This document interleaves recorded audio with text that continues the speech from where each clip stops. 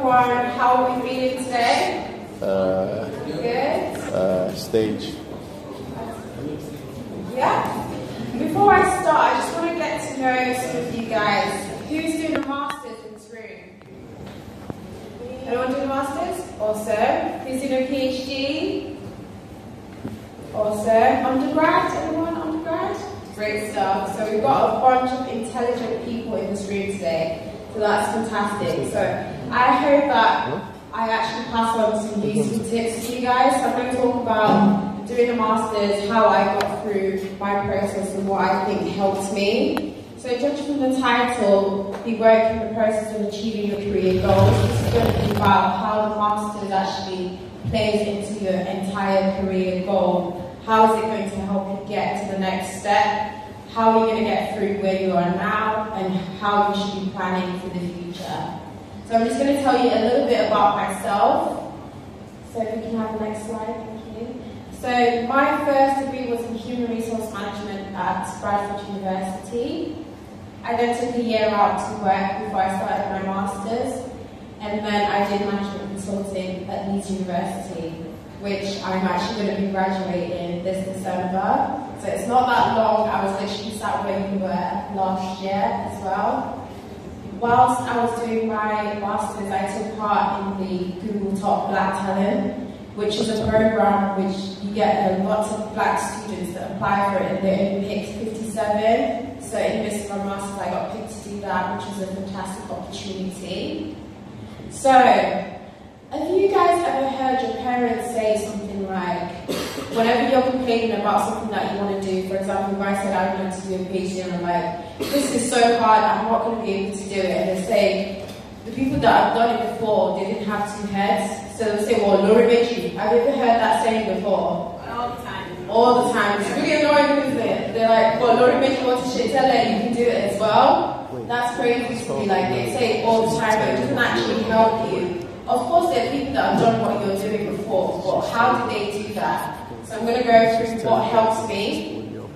So these are the top main things that I think helped me get through my master's. The first one is the goal. So when I started, I had a main goal. The reason why I wanted to do management consulting is because I wanted to create my own firm, and I wanted to help small businesses and consult for small businesses in the end. So that was my end goal. So that was something that was really important to me. So throughout the entire process, I had that in my mind. So I could be sitting down in the lecture, really boring, but it really wasn't about what that lecturer was saying. It was about what I can take from that experience and use afterwards. So I think when you're actually learning at uni, you need to think about it beyond the classroom. Of course, it's really boring, 2 hours of lectures. Who wants to sit through that? But you need to pick out the key things that you can actually make a difference from when you're actually in those lectures. So think about why you're doing it and try and link that to the life after what you're doing right now. Another thing is support. Something I failed to mention is that I have my husband in this room right now, sat in front of me. He's actually looking at his phone instead of listening to what I'm saying. See? Yeah, my husband. So I have my husband right there. So I had a lot of support in my masters, not just him, my friends, my family. But what I want to encourage you is to actually find an accountability partner. Someone, it doesn't have to be someone in your course, it can be your friend, or it can be your siblings. Somebody that's going to push you to do things when you don't have the ability to motivate yourself, because that will happen.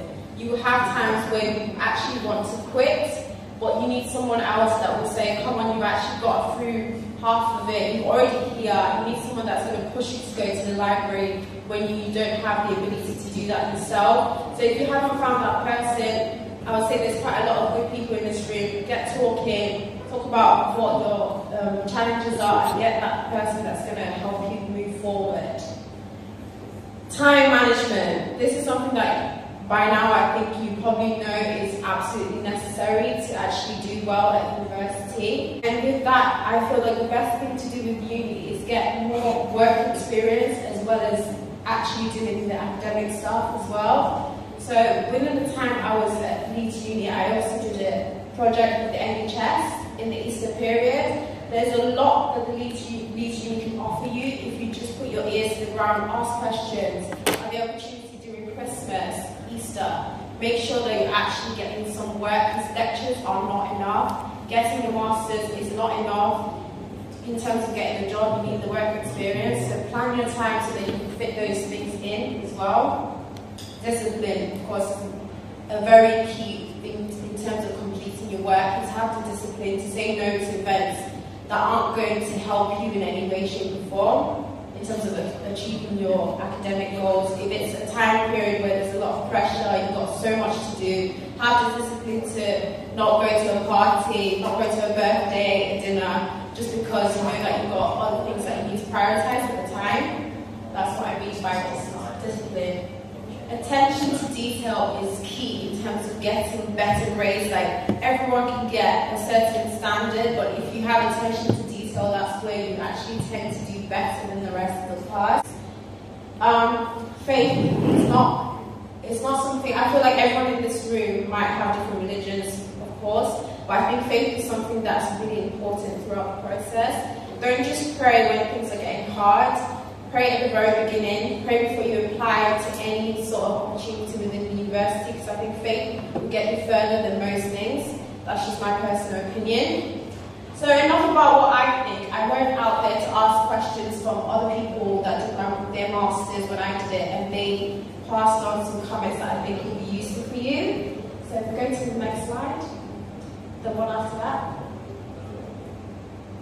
So these are some of the things that they said. They said, take the opportunity to speak to your module leaders whenever you've got an assignment. Of course, it's going to be stuff from Geneva, and it's going to give you the brief breakdown of what the assignment is about. But if you take a plan for your essay to the module leader, they can actually tell you whether you're going in the right direction or whether you're actually off track. And that can actually make the difference between you doing really well or doing poorly with that assignment. So, attend networking events. People are always banging on about how your network, how this is going to get you further and things like that. But I would say be careful about this, because Leeds has many networking events, and you can end up wasting some time. So what I would do to avoid wasting the time is actually read the description of that networking event. Is it something that you actually need? Is that employer offering something that you need to learn about? Because when it comes towards times like January, when you've got exams, networking events, if it's not going to be fruitful, I would say avoid the ones that aren't going to yield to anything and go to the ones that actually are of your interest. Combine theory and practice. This is something I covered earlier when I talked about work experience. This is really important, honestly. I can't stress this enough. Work experience, just get it. Do volunteering, anything that you can get to kind of show evidence of your practical sense of what you've already learned in the classroom is great. Learn to deal with constructive criticism. I had to learn this the hard way. I had a lecturer who would literally ask questions, and then you would answer and would just be like, no, that's wrong. Literally, with a straight face, no smile, nothing. You could never tell whether he was pleased with what you said. But this is actually a character building technique, because when you go into work, you have to deal with people who will be able to give you criticism all the time, and you need to take that on the chin and not take it personally. You need to read more than what is on the reading list. I think this goes without saying. If the lecturer has already provided you a reading list, then that means that's the bare minimum, and they're definitely not going to give you a high grade for just giving them something they've already given you. They need to see that you've done more work beyond what they've actually provided you. So look for examples, contemporary examples in the news or business articles to kind of put within your work. That's a way of getting a great mark. So you can read on the screen all the rest of the suggestions that people have said, but I just want to touch on one last thing, which is your dissertation, which can be a large chunk of what you do at the university. So if we just go back to the previous slide. So my dissertation was about 45 credits. That's a huge credit amount in terms of how much it weighs towards your end grade in terms of your masters. I think picking the right topic, maintaining momentum and finishing well are the key points I want to touch on here. So what helped me pick the right topic was knowing the type of dissertation I had to do in the first place, because there's so many different ones. For me, we had a practical aspect of it, so I had to work for a consulting company as well as do the write-up. So from that, what I decided to do was look at the previous modules I had picked. From the 6 modules I had picked initially, I picked a topic that I really liked, which was about knowledge management. So I ended up doing my dissertation on knowledge management whilst I was doing the practical with the other side of the dissertation. So what I would say is just think about what you've already chosen now. What are the topics that you could actually sit down without getting bored and have some sort of course you get bored of reading, but what is something that you have some level of interest that you think you can write 20,000 words, 10,000 words, however long your dissertation is on. That should help you decide. And I know it's only November, December, and dissertation is in the summertime, but start thinking about it now and write things down, because when you have to make that decision, if you've not had any thoughts whatsoever towards it, it's going to be difficult, so start thinking now. So maintaining momentum, this is where support plays a part again. You need to remember why you chose to do this in the first place, because you're already here, so what's the point of quitting? One of the methodologies that I used when I was feeling a bit like I couldn't continue the process anymore was visualization. So what I did was I imagined the end. So can we try something, guys?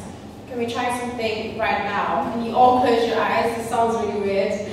But if you could all close your eyes and just imagine your graduation day, just picture it. Picture your family, picture your friends, picture you laughing, picture just you in a nice suit, in a nice dress, looking your best, and all that. Just picture that and keep that memory, so that when it comes to a time that you don't feel like writing the essay, you just go back to that memory. You see yourself walking down those steps, laughing, having some jollof, you know, having some meat pie, having the best time of your life. Keep that memory so that when you feel like I don't want to do this anymore, you just think, okay, there's someday I'm actually going to have this is going to be my reality. So this is what I do, things like that will encourage you to keep momentum, and that should help you finish well.